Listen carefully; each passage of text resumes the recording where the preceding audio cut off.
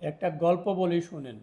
একবার এক সাধু তাহার শিষ্যকে ডাকিয়া কহিলেন, আজই তোমার শেষ দিন, আজ দিবাগত রাতে তোমার মৃত্যু হবে।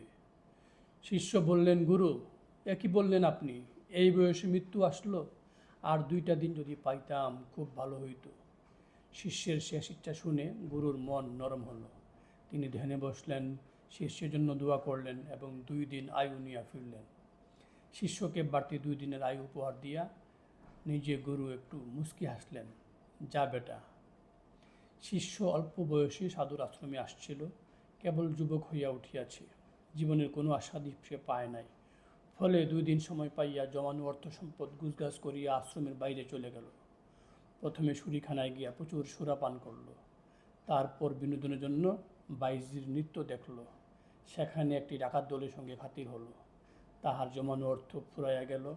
ডাকাতদের অর্থ সহায়তায় সে বেশ্যা লইয়া গেল। এইভাবে তার 1.5 দিন কাটিয়া গেল। শেষ রাত্রে ডাকাতদের সঙ্গী হইয়া লুট করার সময় সেখানে অস্ত্রের আঘাতে সে মৃত্যু ঘটল তার।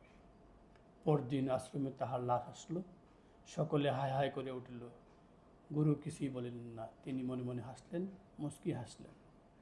গুরু বললেন, জীবনের 2টি দিনকেও যদি বাড়তি সময় বলিয়া গণ্য করো, অপব্যয় করো, তাহলে তাহার মূল্য এই জীবনই তোমার কাছ থেকে ছিনিয়ে নেবে। ধন্যবাদ।